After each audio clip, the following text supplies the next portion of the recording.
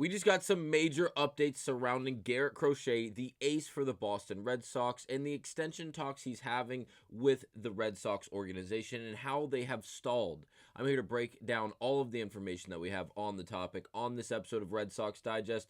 Before we get to the news and information, do please remember to subscribe to the channel if you're a part of the near 90% currently watching this video, not currently subscribed to the channel. Remember, it only takes a few seconds. Scroll down, click the subscribe button. We do appreciate all the love and support, so thank you guys. But now let's get to it and break down the Crochet Extension talks and really how they have stalled and really what we're looking at for the actual situation. And based off of the information that we have, which is a lot because a lot of these outlets have really done a good job on covering this, including Chris Cotillo, which we're going to cite right now. As he wrote this article, Sam Kennedy weighs in on the Garrett Crochet extension talks, where he actually interviewed Sam Kennedy and he gave us some pretty good answers surrounding the entirety of the situation. Now, we'll start with this quote. With about 72 hours to go by before they begin the regular season in Texas, the Red Sox still have not found common ground on a contract extension with lefty starter Garrett Crochet. And at this point, after it became evident late last week that the sides are not close to a deal, it's unlikely something will get done. And when I read something or unlikely something will get done, please don't think that nothing will ever get done in the idea of a contract extension with Crochet. I think that just some time needs to go by. Let them see how he plays in the regular season. Make sure this is not a spring training wonder. And make sure that he is still capable. And I know he's only 25 years of age and he still has a whole career out in front of him. But again, the Red Sox are very, very, very, very hesitant to go out and give very exorbitant amounts of money and long in duration, in the sense of years, contracts to these players. They've always been on the fence about it. It seems like they never want to actually pull the trigger and do so. Obviously, with Bregman, he didn't get the longest contract extension, but he did get $40 million a year, which ended up bringing him to Boston, which it did work. Granted, it did work. It did land him in Boston, but again, we're only going to have him for 4 years, so we'll see how that actually ends up working out for the Boston Red Sox and Alex Bregman. But again, with Garrett Crochet and how often and frequent that these pitchers are getting injured in today's game because the velo is so much higher and really the amount of innings is increasing, you could see why a team could be hesitant. Obviously, it is something that does frequently happen, and obviously we're all hoping for the best here, that this works out very, very well for the Boston Red Sox and obviously Garrett Crochet. But until we maybe towards the All-Star break, maybe in April, again, don't be surprised if something randomly happens between the two parties after witnessing just a little bit of a stretch of play in the regular season, if not getting closer to the postseason. Again, we really should be just not too worried about this. And the reason I say that is, yes, once this season takes place, there's probably a very good chance that Crochet's asking number and asking price goes way, way up. And the reason being as well, look what he did this spring. Look, he went 1-0 in 2025 in the spring. But look at his ERA. Obviously, the wins and losses don't account for the actual amount of innings pitched, as he pitched 15 2/3 innings. He posted less than a 1 ERA with a .57 ERA in 15 2/3 innings pitched. His number, if he can, obviously he's not going to duplicate and replicate that in the regular season, because if he does, it's going to be one of the greatest seasons in history. Like he had 36 strikeouts in 15 2/3. He's going to be in the argument and in the conversation for leading the league in strikeouts. He's going to be up there with Paul Skeens and players like Yamamoto if he is as good as everyone claims him to be.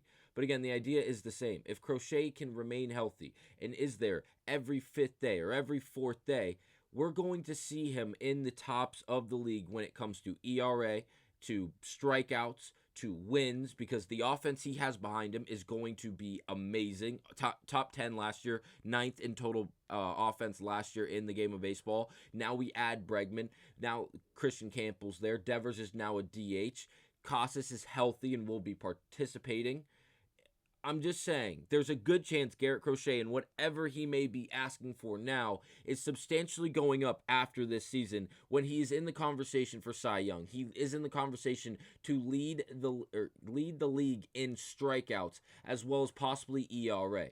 Just throwing it out there for you guys, Sam Kennedy and the rest. But again, back to Chris Colito's article when he's interviewing Sam Kennedy. And again, another quote. He's looking like the elite talent that we are so excited about, Kennedy said. We are thrilled to have Garrett anchor our rotation in 2025. We will keep the conversations around an extension or contract or any of that in-house and private. I will say that talking to Garrett and his wife, Rachel, being around them and seeing their reaction to coming to Boston for our fan fest and seeing them down at spring training, this would be a great place for him for the long term.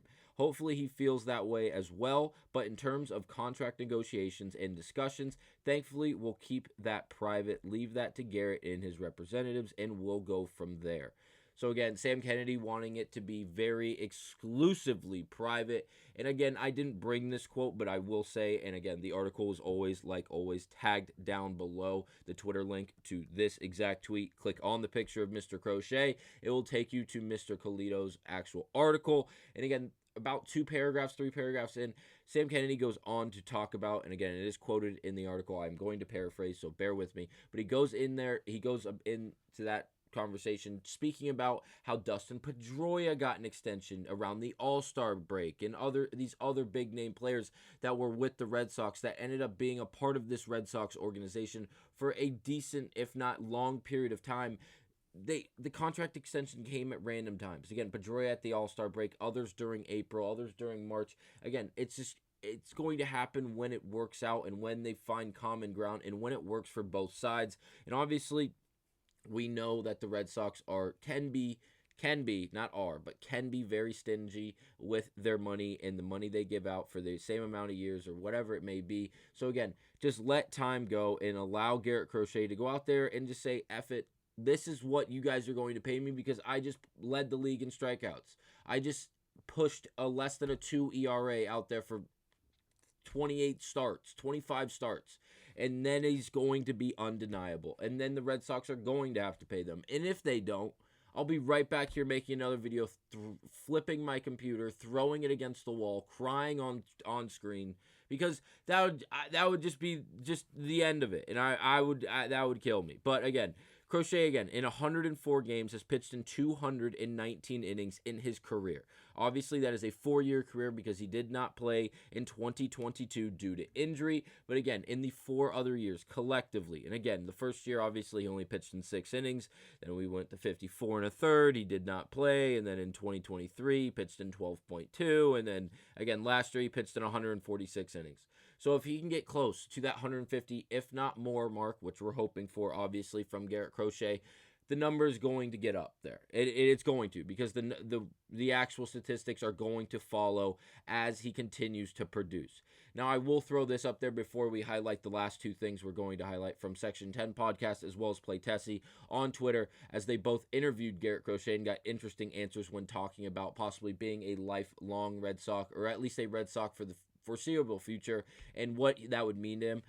This is the current, based off of Sports Track. Again, it's a very reliable source when it comes to contracts, regardless of the sport.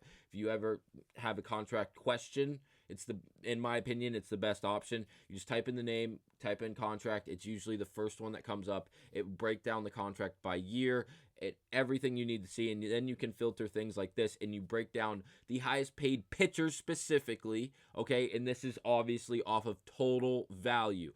Number 1 is an outlier. We're not even going to address it. Shohei Ohtani is a 2-way player when healthy, and obviously he's not only a great pitcher when healthy, obviously, but obviously the bat and the base running ability is in a class of his own, and I mean that genuinely. That class is literally just Ohtani.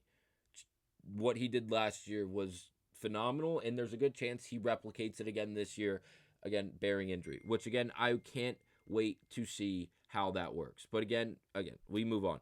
His teammate, Yamamoto, obviously a new guy in the MLB, is now getting paid handsomely despite not performing yet on the MLB level. And then we see players like Garrett Cole, Max Fried, Corbin Burns, obviously Jacob deGrom, who will be returning from injury this year. That'll be interesting. I can't wait to see how that actually plays out. But again, these numbers are a bit dramatic in a way. Like, Ohtani is an outlier. We're not going to talk about how he's not an outlier. 700 million, you're an outlier. And obviously Crochet's not asking for 700 million, but Yamamoto, obviously the other, will go off a starting pitcher specifically. He's the highest paid starting pitcher, 325 million. That Garrett Cole just got beat at 324. Again, these are substantial amounts of money. Max Fried, another Yankee, 218 million. He just got that bag this past offseason when he signed to the Yankees in this past free agency. Corbin Burns, 210 with the Arizona Diamondbacks, someone that we saw in connections with the Boston Red Sox, but again, the substantial offer from Arizona resulted in him going out west, and obviously it seemed like he wanted to be there a little bit as well.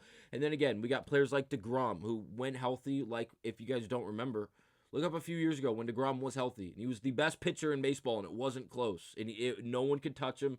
He was filthy. He had hundreds of strikeouts, it felt like. And everyone he saw just sit him down with 101, if not a 92-mile-per-hour slider. It was gross. And again, he hasn't played in a year or so. So again, his number's a little bit dated. 185 million. Crazy how to think that's a little dated. But again, Blake Snell now with the Dodgers, 182 million. Nola, 172. Rodon, 162. Like, Crochet has the opportunity to go out there and outperform players like Aaron Nola, Carlos Rodon, and Blake Snell, and possibly even deGrom if he does regress a little bit because of injury and age. And we could see him possibly ask for close to that $200 million mark, especially if the innings are there. Again, it's going to be very interesting, and the Red Sox are playing a dangerous game of chicken right now, like they did with Alex Bregman earlier this offseason. And again, it worked for him with Bregman. Will it work with Garrett Crochet? Is he going to go out there and is he going to pitch 160, 180, 200 innings? And if he does, is he going to lead the league in strikeouts? Is he going to be in the top 2, top 3 running for the Cy Young? Is he going to post less than a 2 ERA? If that's the case, and does he win 12, 15 games next year because of the offense that he has behind him and to the dominance he comes with on the mound? These are big questions, and if these things actually do take place, the Red Sox are going to lose this game of chicken because they are going to have to pay Crochet a substantial amount of money, and that should not be a surprise. Again, we just ran through the top 15. We didn't even get to number 15, but the point is the same. It's a lot of money that you are going to have to produce and give to this young pitcher. And again, it's going to be well-deserved. Now, the last two things we're going to highlight to quickly wrap up this video on Garrett Crochet and the contract extensions is this little... I don't have the video for you, but again, it's tagged down below if you want to go watch the actual footage from this tweet on Play Tessie. Again, Garrett Crochet on extension talks. Hashtag, quote, before opening day, I'm not really thinking thinking there's much possibility right now. I'm more so focused on playing out the season, but the prospect of being here for long term is incredibly exciting. That is the end of the quote from Garrett Crochet when discussing the contract extension and the likelihood that he will have a contract extension before the start of this up-and-coming season. Now, I like his answer. I do like his answer. I'm focused on the season. I'm not worried about forcing my way out of Boston. I'm not worried about coming out here and getting paid so I can just shut it all down and do nothing for this team that just paid me a boatload of money. I'm here.